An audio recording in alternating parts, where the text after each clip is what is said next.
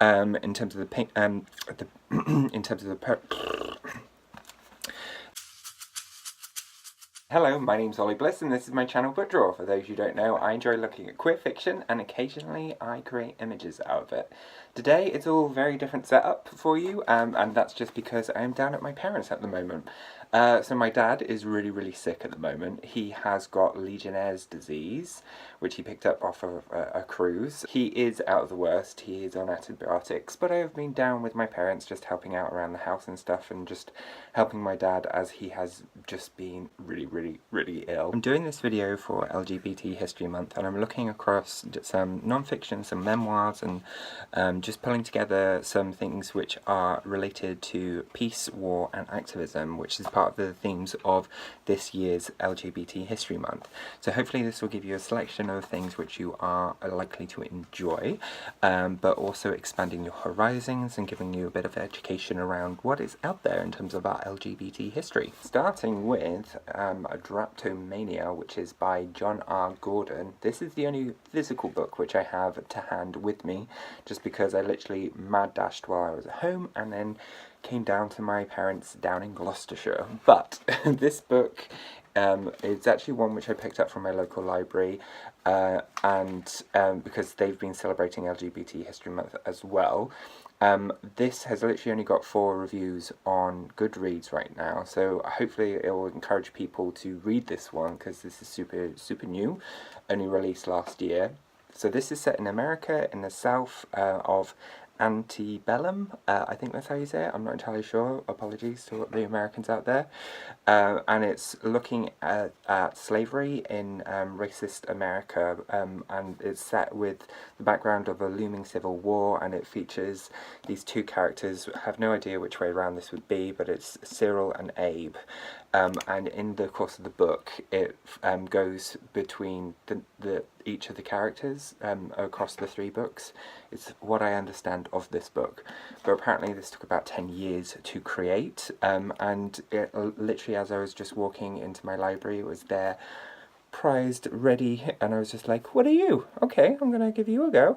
So this is something which I've just started reading right now. And so far really enjoying the style, and I will check in with you at the end of March about what my thoughts are on this one. So I also wanted to shout out with regards to this one, the publisher, Team Angelica, because they have also created a new anthology called Sista, which I will add, I think, here. So Sista is an anthology of women-loving women who are African or Caribbean descent and have connections to the UK. So I'm interested to explore that one, and when I return back into Manchester, it should have arrived, because I ordered that one online, so I will be sharing that with you later. I was hoping to actually show you the physical copy, but I'm here, so instead I'm just telling you about it instead. The next one which I wanted to talk about is Touching Harry, which is by Peter Robbins, and this was actually written in 1989. Now I picked this up from Gay's the Word down in London, and it's a second-hand copy, so I just thought this could be an interesting one to pick up. But Touching Harry focuses on the experience of Harry as he's just left school from a war-torn area of London after the Second World War. I think it's Second World War. I would double check that. I'm pretty sure it is Second World War. Doing this from memory here. Harry is torn between a nurse that he knows who's a woman and this grocery boy called Joe, and it's about his kind of thoughts and feelings of that time and his kind of first initial love affair between these, and I think it would just be an interesting look at what happens after war, but I mean I am saying that without actual direct knowledge, so I'll just say, yes, it's post-war, or no, it's happening during the war, and let you know. But in terms of it being of interest to me, particularly because it's through this queer lens, and looking at what that landscape was at that time. So there we go. So this next recommendation, Trumpet, which is by Jackie Kay, was published in 1998.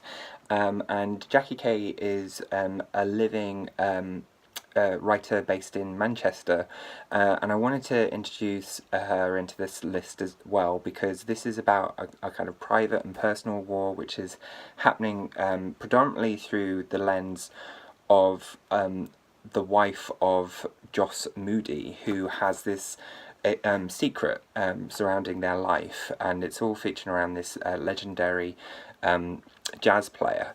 And so I actually watched a play not so long ago about this, which was done by Veneta Arts, and I was really captivated by the story. I wasn't actually aware of this particular book by Jackie Kay, but this is her first breakout novel. So in terms of looking at those private wars which happen in a domestic setting, and it's about those family relationships and those secrets, but also it's about thinking about the context of the time and place that it was in. But at its heart, it's looking at how we defiantly celebrate our identity, and we have to defend it, and particularly in that time period, how someone might be living with those particular secrets and what that looks like. So it is an interesting one. I don't want to reveal too much about it because I just want you to find out about it for yourselves and explore the read and the journey of it in itself. So this next one is called A New Man, Lesbian Protest, Mania and Trans Man, which is a memoir by Charlie's Kiss.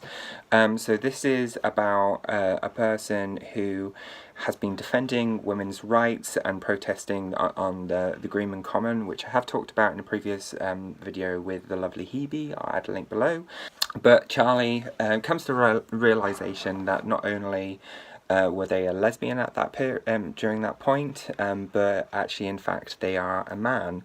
And so it looks at the transition of Charlie and how the whole sense of identity is changed through that process in terms of looking at the conflicts of gender politics and how to remain a feminist. So this just looks at a lot of different things in terms of the role of activism and those personal wars that we face.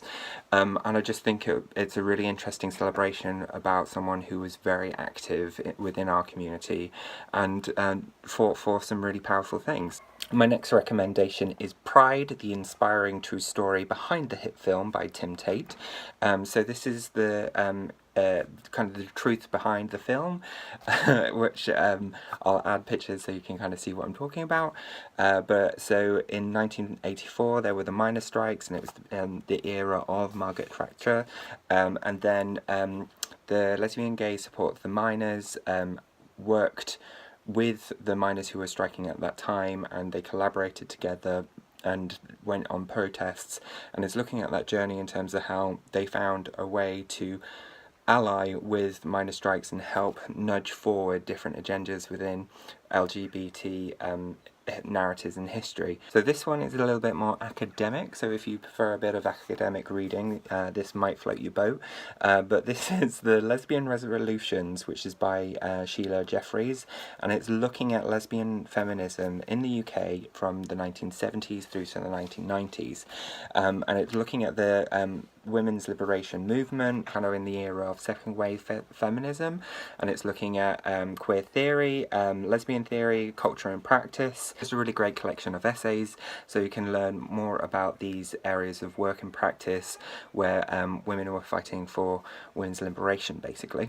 The next book which I want to mention, which I have mentioned in a previous video for previous LGBT History Month, but I just think it's a really strong and interesting book, which is called Close the Knives, which is by David Wojnarowiz, I want to say, but I just cannot pronounce his name and I apologise. This is a kind of self-portrait by the artist and writer at the time of the 1980s, when it was the peak of the AIDS epidemic, and it's very much through the lens of looking at what it's like to be grieving through the loss of all your friends, the ever-present threat of death at that time, and exploring what that generation looked like at that period. But he was really key in a lot of ways in terms of this movement for actually discussing the impact of HIV and AIDS.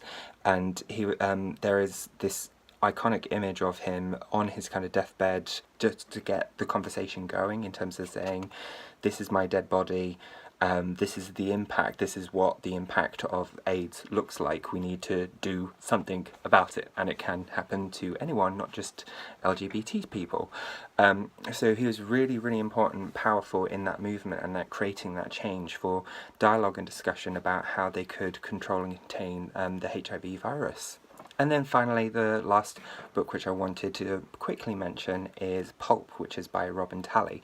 Now, I don't want to go into this one too much, just because I've literally just read it, and it is amazing, FYI. So I know about this book because of the lovely Jen Gallagher, who's got who's a new booktuber on the scene.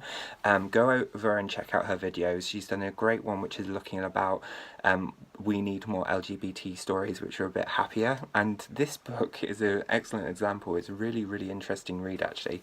It looks at the pulp era of fiction over in America, where lesbian pulp fiction, sorry, I should say, and it's focusing on two women from different times. So you've got Janet Jones, who's in 1955, and it's about her experiences as a lesbian woman who's just coming to terms with her sexuality, just becoming exposed to what pulp fiction is, and then it's drawn into a comparison with Abby, who is living as a student. It's 2017.